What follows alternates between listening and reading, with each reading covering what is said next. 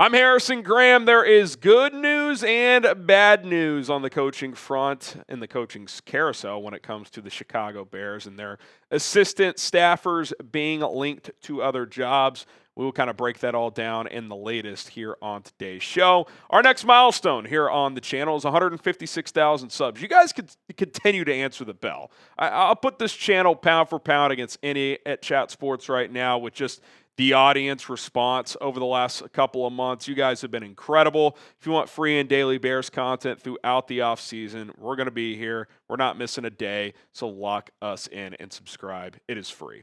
All right, let's get into the latest on Declan Doyle as the Bears offensive coordinator has drawn an interview request from the Philadelphia Eagles. Adam Schefter had the news earlier today saying that the Eagles have requested to interview Declan Doyle for their OC position. Doyle was hired last offseason as the youngest NFL offensive coordinator. He previously coached under Sean Payton in New Orleans and Denver. And yeah, despite being 29, about to be 30, Declan Doyle worked under Sean Payton for 4 years. Now he's worked under Ben Johnson for a year, two of the smartest offensive minds going in the NFL, and the Eagles are interested. Now, technically, the Chicago Bears could block this interview request because even though it would be a play calling job, it's still considered a lateral move since he does hold the offensive coordinator title in Chicago. Now, there are workarounds from the Eagles. They could be like, oh, we'll slap assistant head coach title on his job or something like that. All that being said, I do not expect the Bears to block this interview request or to block the opportunity if Doyle was offered the job, because in reality, calling plays is a forward move, even if technicality from a definition standpoint that the league defines it as a lateral move, it really is a forward move. And the reason I think that is because of Ben Johnson's comments yesterday. This is why I don't think he would block this interview. He said, I know we already have some slips coming through that other teams would like to interview some of our guys, and I'm all for it. I just told the players this just a week or two ago that it's rare in year one that you feel like you have a five-star staff, and yet that's what I believe. Over the course of the season, seeing how they conducted themselves, what they sacrificed, the time they put in, we've got a great collection of coaches. It's the right mix of experience, energy, and ideas. So I think they're a big reason for the success we were able to have in the games we were able to win. I see future head coaches on this staff. I see future coordinators. And I just think it'd be kind of tough if you made that comment and said, hey, we want our guys to, he also made a comment of, we want these guys to ascend in their careers. Yeah, Declan, I know that would be a play calling opportunity, but we're going to block that interview. Now, I wouldn't blame Ben if he blocked it. If you value Declan Doyle a ton, you could block that interview, but I don't think he will. I think he'll let him interview, and if the Eagles offer the job, I think he would let Declan Doyle go because, that's goodwill for the future, right? I think coaches around the league would appreciate that. If we're being honest, it is really a forward move if he got a chance to go call plays. Now, will he get the job? I have no idea. I will say this for Philadelphia. Some of the proven OC candidates out there have told them no. Brian Dable, if he doesn't get the Bills head coaching job, is reportedly going to Tennessee.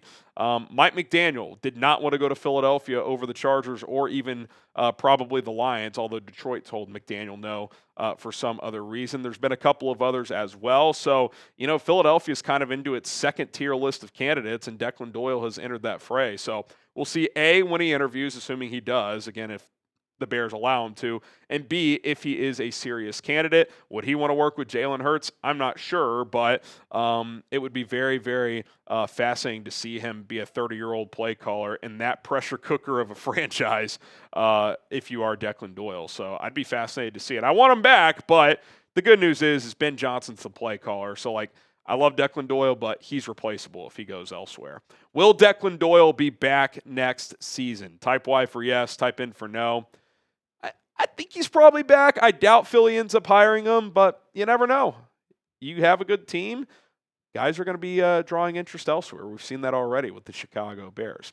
This guy's really drawing interest, and I do think it's more likely than not that he will be on a different coaching staff next season. That is Al Harris, the defensive backs coach for the Chicago Bears. The latest on him is that he has already interviewed with the Green Bay Packers. The Washington Commanders are interested as well, as multiple teams are taking a look at him as their defensive coordinator. We'll dive a little bit more into that coming up here in just a few moments. But first, got to tell you guys about our awesome sponsor. That is PrizePicks. Daily fantasy made easy at prizepicks.com/CLNS.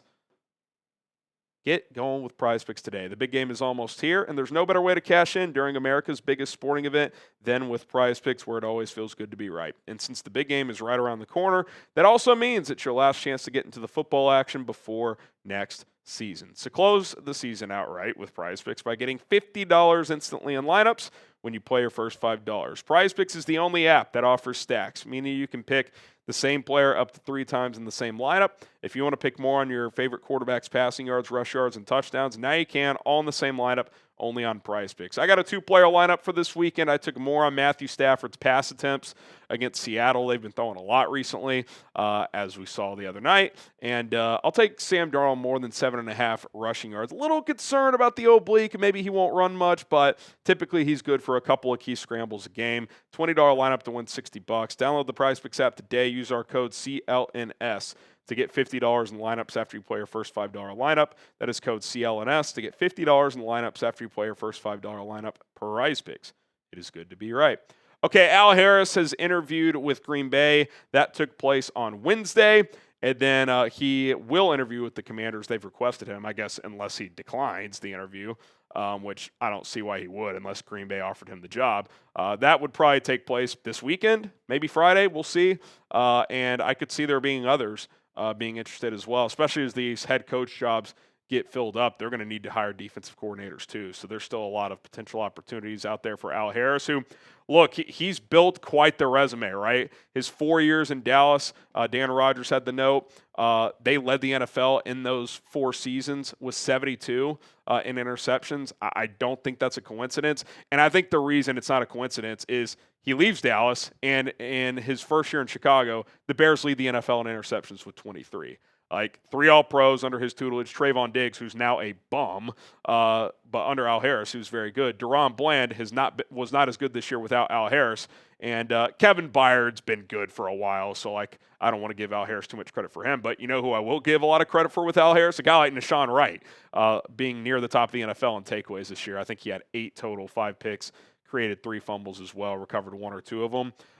He's got a 5-year track record now for creating takeaways. Now, being the DC calling plays, it's a different deal, but you got to get your first chance somehow, right? And for half a decade, his secondaries have led the NFL in interceptions. It's a pretty strong resume, especially now that it's been with 2 different teams. So we'll see if he gets a chance. Feels like he will sooner rather than later.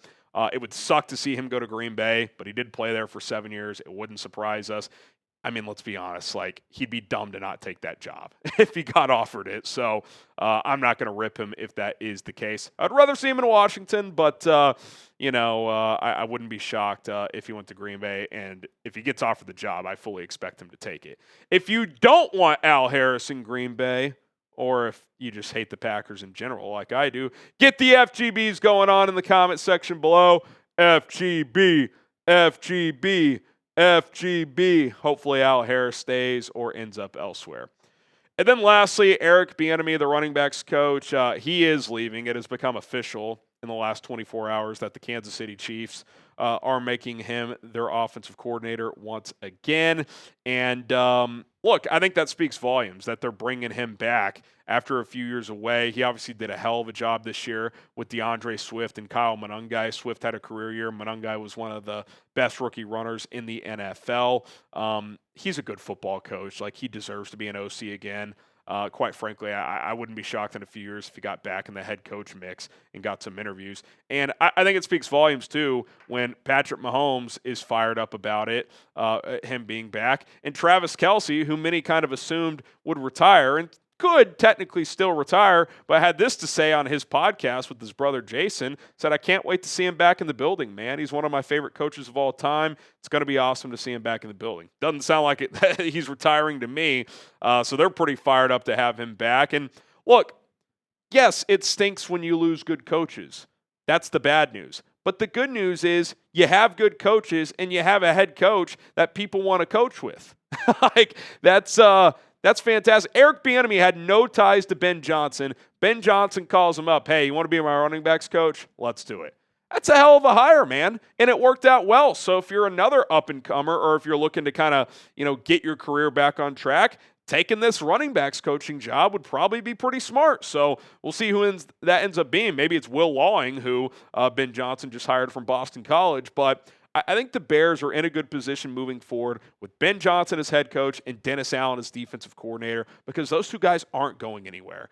Dennis Allen is not getting another head coaching gig, so the only way he leaves is if he A, retires, or if the defense is bad for numerous years and they just fire him. But I think with what he had to work with this year, given all the injuries, he did a good job, and obviously Ben's doing a hell of a job. So fired up about that. It's definitely more good news than bad. You want to keep good coaches, but I have full faith that Ben is going to find the right guys to replace these guys with if they do exit stage right. All right, thank you guys so much for tuning in to Chicago Bears Now. My name is Harrison Graham. We will continue to pump out the content, and when we have news and updates around coaches potentially leaving or guys coming to join this staff, we will have that covered as well. As always, bear down.